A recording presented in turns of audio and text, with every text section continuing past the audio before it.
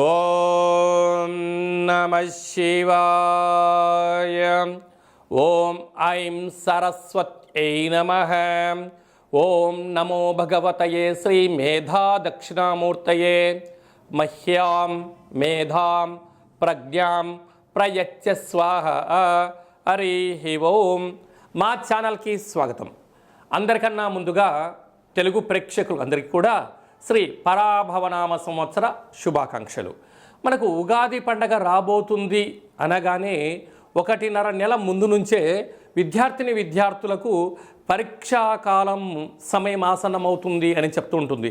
అంటే జనవరి పండగ అంటే మనకు మకర సంక్రాంతి పండగ పోగానే అన్ని స్కూల్స్ వారు అన్ని తరగతుల వారికి ఫ్రీ ఫైనల్ ఎగ్జామ్స్ పెడుతూ వీళ్ళను మెయిన్ ఎగ్జామ్స్కు సిద్ధం చేస్తూ ఉంటారు. కనుక మన ఇంట్లో ఉండబడిన అబ్బాయి కానీ అమ్మాయి కానీ మనవడు మనవరాలు వారు మంచి ఈ 8 నెలలు స్కూల్కి వెళ్ళి కాలేజీకి వెళ్ళి ఉన్నతమైనటువంటి విద్యను ఏం అభ్యసించారో పెద్దగా మనం పట్టించుకోం.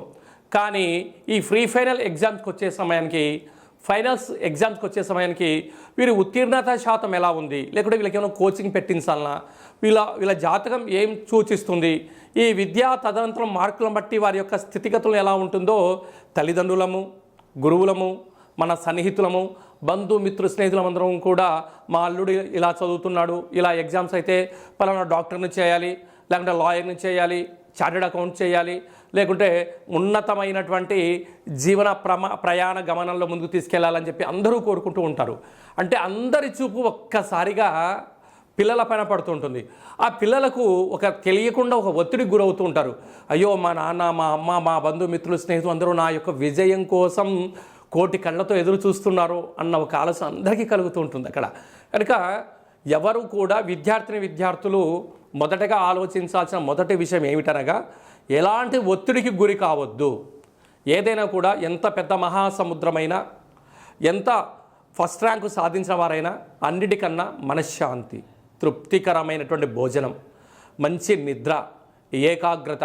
మన పెద్దవారందరూ చెప్తున్నారు ఏకసంతాహ గ్రహి.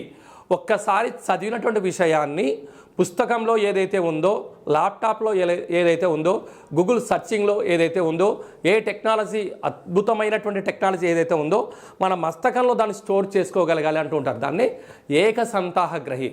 ఈ ఏకసంతాహగ్రహి మనకి ఎప్పుడు వస్తుంది? మనం మనశ్శాంతిగా, తృప్తిగా, ఆరోగ్యకరంగా, ఆనందకరంగా ఉన్నప్పుడు మాత్రమే మనకు వస్తుంటుంది. కనుక ద్వాదశ రాశుల వారందరికీ, ఆ యొక్క విద్యార్థులకి అందరికి కూడా అందరూ ఉత్తీర్ణత శాతంతో పాస్ అవ్వాలని మనసారా ఆ చదువుల తల్లి అయినటువంటి మహాసరస్వతి మాతను, కాలాన్ని శాసింపజేసే శక్తి ఆ కాలభైరుడి యొక్క ఆశీస్సులు అందరిపైన ఉండాలని కోరుకుంటూ దివ్యమంగళమైన ఆశీస్సులు. 2026వ సంవత్సరంలో శ్రీ పరాభవనమ సంవత్సరంలో మేషరాశి వారు వారి స్వగృహంలో వారి విద్యార్థులు మేషరాశిలో ఉన్నట్లయితే, ఈ వీడియో మీ దాకా చేరింది అన్నట్లయితే మహాదేవుడి యొక్క ఆశీస్సుల చేత మీ పిల్లలు అత్యున్నత ఉత్తీర్ణత శాతం పాస్ అవ్వబోతున్నారు అనేటువంటిది పంచభూత సంకేతం అని చెప్పి గమనించాలి. మేషరాశిలో ఏ నక్షత్రాల వారు ఉంటారో అనగా అశ్విని నక్షత్రంలోని 4 పాదాలు, భరణి నక్షత్రంలోని 4 పాదాలు, కృత్తికా నక్షత్రంలో 1 పాదం కలిపితే మేషరాశి. మేషరాశి యొక్క అధిపతి కుజభగవానుడు. వారికి ప్రస్తుత కాలమాన ప్రకారంగా 7 ఏళ్ల నాటి శని సంచార స్థితి ఉంది. ఉదాహరణకు ఇది మన స్వగృహం అనుకుందాం, లేకపోతే రెంటెడ్ హౌస్ అనుకుందాం. తూర్పు సింహద్వారం కానీ ఉత్తర సింహద్వారం ఉన్నట్లయితే మనకు వాస్తుశాస్త్రం అనేది 4 గుడ్డి గుర్తులు. ఈశాన్యంలో గుంట, ఆగ్నేయంలో మంట, నైరుతిలో పంట, వాయువులో పెంట అంటూ ఉంటారు.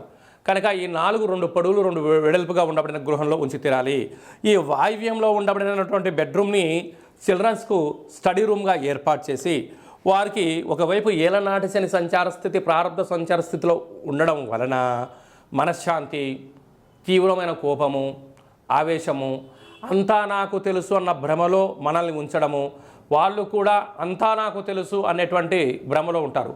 కనుక ఈ వాయువ్య రూపంలో ఉండబడిన బెడ్రూమ్లో వారికి తెలుపు రంగు కలిగినటువంటి బ్లాంకెటు, ఎరుపు రంగు కలిగినటువంటి ఒక ట్యూబ్లైట్ కానీ బల్బులను ఏర్పాటు చేయడం, తప్పక ప్రతి మంగళవారం రోజున కందిపప్పుతో కూడుకున్నటువంటి ఆహారాన్ని ఏర్పాటు చేయడం. ఎందుకనగా కందిపప్పు ఆహారంలో సంపూర్ణమైనటువంటి పుష్కలమైనటువంటి ఆ యొక్క విటమిన్స్ ప్రభావం వలన వారికి మేధా సంపత్తి పెరిగి రోగ నిరోధక శక్తి పెరుగుతుంది, వారికి ఒత్తిడి గురి కాకుండా ఉండే అవకాశం ఉంటుందని చెప్పి గమనించాలి. అలాగనే ప్రతి శనివారం పూట వాళ్ళకి ఏలనాటి శని ఉంది కనుక తల్లిదండ్రులు దగ్గరగా ఉండబడినటువంటి దేవాలయంలో శని భగవానుని దర్శించడం, నువ్వుల నూనెతో దీపం పెట్టడం ఆవశ్యకత. అలాగనే మనకు ప్రతి నెలలో 4 మంగళవారాలు, 4 శనివారాలు, ఒక శుద్ధాష్టమి, పూర్ణిమ, బహుళాష్టమి, అమావాస్య, ఈ 12 రోజులలో వీలైతే ఒక్కరోజు గుమ్మడికాయను కట్ చేసి పెట్టేటువంటి దీపాన్ని కాళభైరవ కూష్మణ దీపము అంటారు. ఇలాగా ఈ చిల్డ్రన్స్ ఉండబడినటువంటి ఈ రూములో ఈ యొక్క కాళభైరవ స్వామి యొక్క కూష్మాండ దీపాన్ని పెట్టడం వలన సంపూర్ణమైనటువంటి విద్యలో, విజ్ఞానంలో వారికి అపారమైనటువంటి యోగ్యత కలుగుతుంది అని చెప్పడంలో ఏమాత్రం సందేహం లేదు. కనుక మేషరాశి జాతకులు ఒకవైపు ఏలనాటి శనిని, కుజుడి యొక్క దోషాన్ని, ఇంట్లో ఉండబడినటువంటి కూష్మాండ దీపంతో దోషం తొలగించుకోవచ్చు అని చెప్పి గమనించాలి.